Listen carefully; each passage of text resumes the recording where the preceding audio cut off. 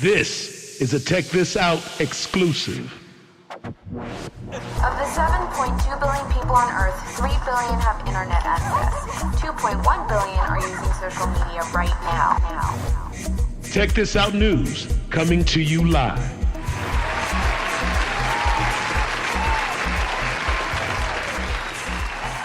What's up, man? Oh, man, everything is good, brother. You've been doing a lot. Congratulations on Blacture. Well, thanks a lot, man. Tell us a little bit. How did why and how did you get into technology, man? I guess I believe technology, man, is important to the civilization right now, man, especially to the culture. You know, and there's not many of us in it at all, and it's a very important industry, and we don't have no say in it. Yeah, that's fucked up. But at the same time, we're the one that's driving everyone who's at the helm of the technology platform, right? We spend the most money as far as the consumption group. We spend more time on the social media platforms. We set the trend in the culture, right? Hence why you have a Black Twitter, for example. So for me, it was just a natural fit for me. You know what I mean? But I've been, working in technology for years now. You know, it's just that as of last year, I decided to really just go at it full head on. You know what I mean? It's a lot of work. It's a lot of sweat and blood, but I feel like it's something I had to do, not just for me, but for the culture. You know, that said, a lot of people might have expected you to do something that just had a music or entertainment aspect, but why the interest in blockchain technology? Once again, like I said, man, I don't believe in culture or monolithic group, man. I mean, we do everything. It shouldn't be like, well, technology is only for the next man, right? You guys just go do the song and dance and play basketball. No, that's not. We got great thinkers out here. We got great innovators out here, We got people out here in the culture who got great ideas too. Now, obviously, it ain't gonna be easy because the playing field is not level. You know what I'm saying? Like, there's certain things that they can do and get away with that we can't. Well, that's fine, man. I don't see why we can't get into it.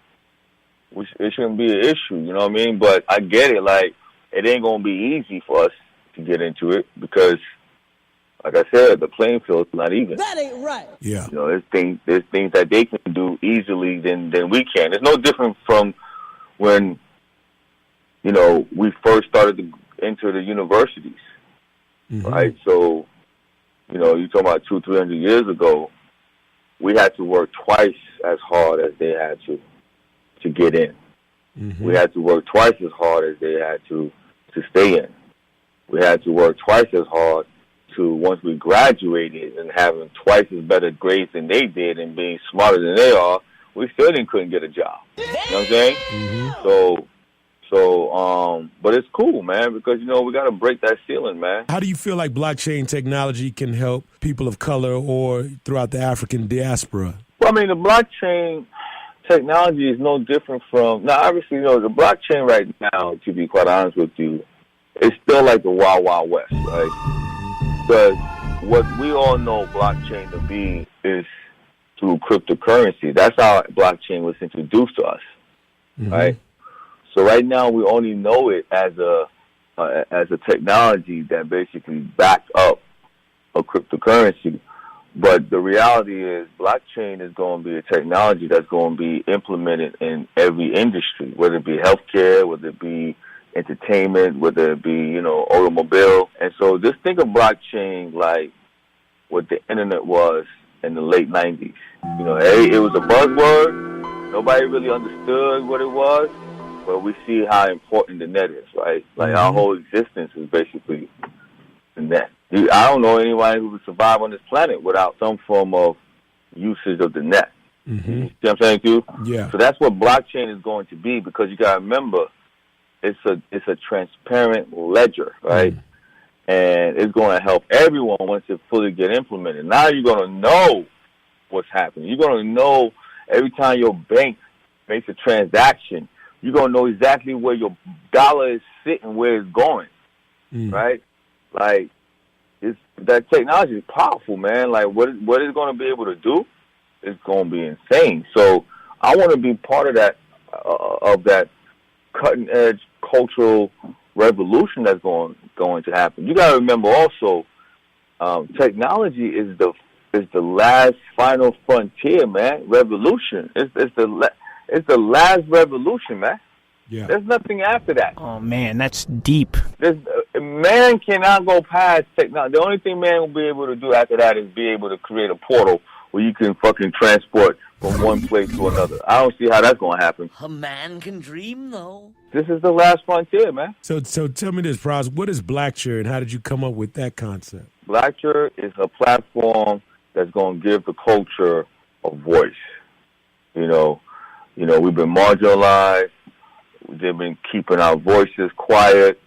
So Blacture is now going to give the culture a place to be able to tell their stories, voice their opinion, and be able to also be a part of a community that basically a partnership that they're going to be able to earn, and not be taken advantage of. Okay, now I know most phones operate on Android or the iOS, so where does the blockchain part come into play with that? It's going to operate on the Android, okay. But the new Android, it's the newest model. Like, it's not even out yet in the country. Will people have to get it online? In terms For of now, you'll go on a site to get it. We're going to do B2C, and then at some point, it's going to be in the carrier self stores. Okay. But for now, we're going to go to B2C. What advantages does a blockchain phone have over the traditional smartphone in the market? Well, the advantage is everything kind of like, not only is your product is going to be secure, like when you're talking about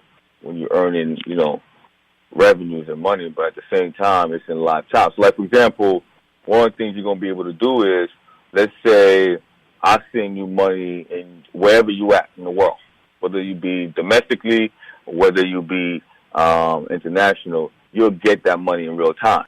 Whereas, like, all the cash apps right now, and I don't want to name them, but you know who they are. There's only about 4 of them out there right now. You got to wait like a day or two to get your money. Like, if I send you something through whatchamacallit, I'm not going to mention their name, you got to wait 24 to 48 hours before you can receive that money. Am I right or wrong? Oh, hell no. Okay, well, with blockchain, you get it instantly in real time. When do you anticipate it being available? I know you mentioned some of the carriers.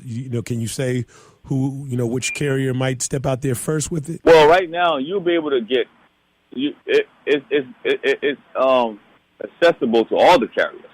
Mm-hmm. Because you got to remember, when you buy, all you got to do is go get your SIM card. You can take your own SIM card out of it. You can put it in it. Not exactly brain surgery, is it? It don't work with any SIM card, whether you be, CDMA, which is Verizon, or GSM, which is AT&T and T-Mobile, right? But it's coming out in Q1, first quarter of the year. Okay. But you'll be able to start to pre-order it like end of November. Like, we want to go live around Black Friday. Okay. Right? You'll be able to go and order it. But more importantly, what's great about it also is, it gives the culture an opportunity to do a microfinance, meaning like you ain't got to pay the full price. You can pay monthly. Okay? Okay, for the phone. Yeah, for the phone. Shut up and take my money. Got you. Now, I know you did a Super Bowl commercial promoting Blacture. What was that experience like, and how has it helped the brand? It was great. It wasn't about the brand. It was more so about just putting the culture out there, let them know like we here. It was the first black-owned company to ever take a Super Bowl ad. You know what I'm saying? Yeah, I saw it. Never been done before. I mean, I watched it as it was happening real time, and I was like, damn, that's dope. So, right. We're doing another one for next year. Oh, for this time we're going to have the product in it. Now you're going to really know. So it's almost like it's a sequel. Ballin'. From mixtapes to streaming music, social media to virtual reality, how do you see technology having changed the business of hip-hop in your eyes? I think it's created more entrepreneurs, more people able to control their IP. You know what I mean? It's giving us more control. Yeah. That's how I look at it. Now, let me ask you this, Pras. What are your thoughts on the current state of hip-hop now? I mean, it's good and bad. You know what I mean? I think that's in any generation. Okay. It's good in the aspect of, like I said, we have a lot more people who don't have to go through the traditional record company. You know, I mean, think about it. Everyone who ever created an IP, they own it, right? Mm-hmm. We're the only people who create our own IP, which is our music, our lyrics, and all that, and we don't control it. The labels control it. That doesn't sound right to me. Let me hear you say, that ain't right. That ain't right. It ain't right. Now, you got this generation that they don't need a label now. They're going straight to their audience, and they're owning their shit, and they get their bag off of that. I think that's the great thing about it. What can we expect from you and Blacture by 2020? Oh, man, just greatness, man. You know what I mean? For the culture, man, just greatness. You know, more prosperity for everyone, man, not just for Blacture, man, for the culture. Definitely. We want the culture to prosper, man. Definitely, definitely. This is what it's about. It's about the culture. That's why every time you make a purchase, you getting money, and you're not being restricted on what you do with the money that you've earned. There's no catch to it. Everybody else, even if they give you cash back, you forced to use it on the platform that you got the cash on. Hell no. How about I don't want to use it? Maybe I want to go do something else with that money, right? Why should I be stuck on your platform? Feel me? So that's the empowerment I'm talking about. Thank you. So you breaking down all those barriers. Yeah, man, but this is for the culture, because that's what the culture needs, man. Yeah, truth. I believe that. You know what I mean?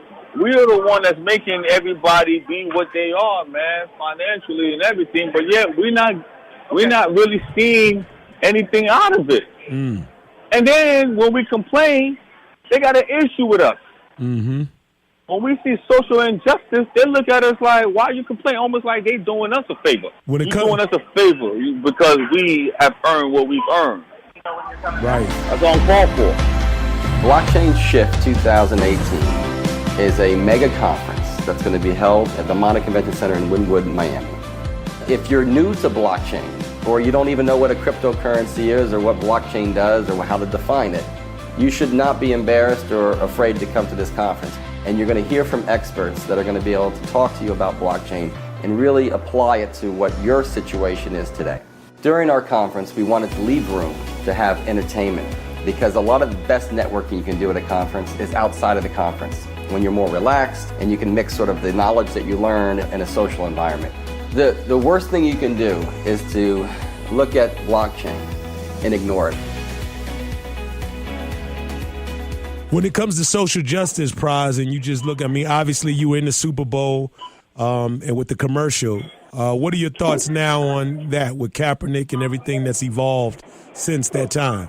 I mean, as far as, what do you mean? What do I think about what happened? Well, just how, you know, it's kind of taking a turn with him and Nike and everything else, you know, just in terms of the overall protest and what have you. You know, you the first person of color whose company had a commercial on that platform. You know, how do you see the NFL changing or, you know, attempting to change, you know, with everything when it comes to social action and justice? You know, look, man, I like to believe so, but, you know, the reality is this. I think it just made business sense for them to do that. I mean, I'm always weary of people when something initially happens and you don't react naturally, right? You react based on the afterthought, right? So meaning like, if there's a camera watching me and I see someone that needs help, am I helping the person because that's my natural human thing to do? Or am I doing it because I see a camera and I want to be perceived as I'm a decent human being, right? So those are things I like to look at. Like, you know, you got to remember something. There was a group of people that blurred the line of why he did it. And we know what it was. It wasn't no disrespect to the country or to the flag. It was about the social injustice that would happen. Goddamn right. If you think I'm lying, and you think I don't know what I'm talking about, so then please explain to me, how in God's earth, okay, can someone claim they're mistaking someone else's apartment for their apartment, and straight murder the